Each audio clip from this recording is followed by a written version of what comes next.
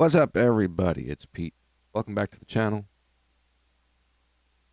Mixing the greatest cover band in the world, Hindley Street Country Club. Today we got Barry White. My darling, I can't get enough of your love, baby. So good. Girl, I don't know why. Can't get enough of your love, baby. What else could a mix engineer possibly ask for in the whole entire world than to mix this stuff? Today we're talking about low end. Getting the low end right. Seems to be a mystery to people. How do you do the low end?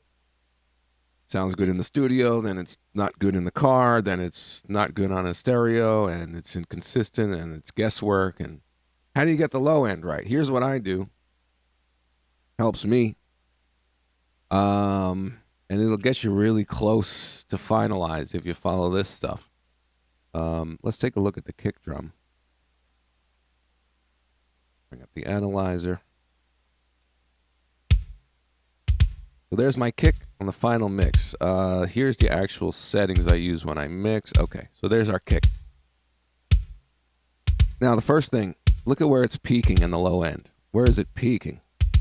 Between, let's say, 50, 48, and roughly 80, right? Between 50 and 80. This is where the kick drum low end is living. Now let's look at it the way I got it when it was raw. That is not a sample, that's the actual kick drum. I used the trigger for gates. I'll actually show that. So here is originally what I got for the kick drum.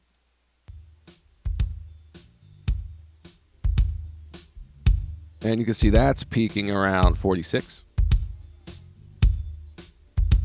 So that needed a bit of work. Not terrible, well tuned.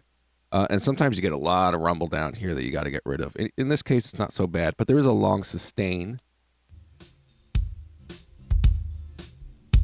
which kind of sounds good and might be okay if there wasn't bass in the song. You can get away with the kick drum like that. But to clean it up, we end up with this, and watch how the peak changes.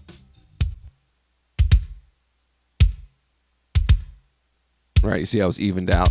Now, let me go to a more detailed setting on here. That's what I use when I mix. At least that's my standard sort of template on this thing. But let's get more detail on the readout. And you actually see there is the peak. 48, 50-ish. Pete, that's too low. It's supposed to be at 60, right? Well, guess what? Why not? We can make it lower and leave some room for the bass and the fundamental notes of the bass. So let's see that in action. Where's that fundamental? That low one we just saw, that was 60. Right there, 62. Where's this one? Right? 90. 88. So you see where he lives between 60 and up, right? That's why I have the bass drum peaking below 60. Let's see how they work together. See our kick and our bass note fundamentals. Okay. And again, you look at the bass, you see that the fundamentals are what's peaking.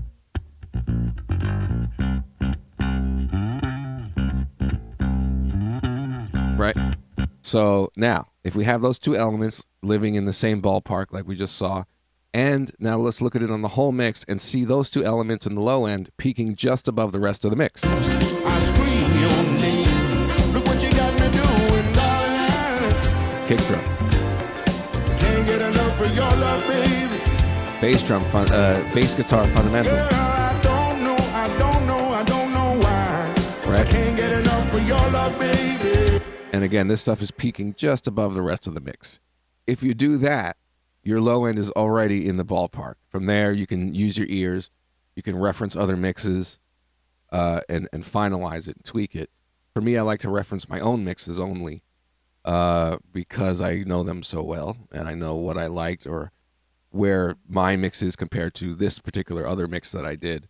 and I want it similar, but a little more of this. So like I really reference my own mixes. I don't do any A-Bing referencing to other people's mixes. To me, that would be actually weird because I don't know them as well. So hopefully, again, that's going to get you mostly there. If you look at another thing I wanted to show in the video, why not, is you may see this and go, Pete, using triggers on everything. Actually, I'm not. I'm using this only for the gate. As you can see, there's no samples loaded. And sometimes I do blend in triggers. But I use them along with the real drum sounds. And really, those triggers are meant to just make up for stuff that I don't have because we're doing this like in a live environment. Like I don't have room mics on the drums, right? That are clean room mics. I don't have a bottom snare mic, which is fine. I never like the way they sound anyway. You know what I mean, right? That buzzy shit. But the gate on these, if you have the Steven Slate trigger, which a lot of people have this, the gate is actually the best gate that I have is this. So I'm not loading any samples and just using this as a gate. So there's another little tip. Forget your other gates. This is the best gate.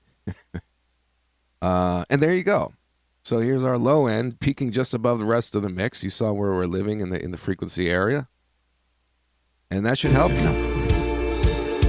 It's just not enough. You notice there's not a lot of extra going on down here. And it's not because I had to do a high-pass filter and get rid of this stuff on the master bus. I do that stuff in the mix, right? As you can see with the kick drum and stuff. It's already EQ'd right, and I don't have to fix problems on the master bus by getting rid of this or that. And I'll do another video talking about master bus processing. But, you know, if I had heard this, seen this when I first started mixing, it would have helped me a lot. So hopefully that's helpful to you. If you like the mixes of the HSCC, the greatest cover band in the world, there's a little behind the scenes look, and I'll make more videos on them and projects I'm working on. I see the subscriber count going up. I appreciate that. Like the video, subscribe. See you soon.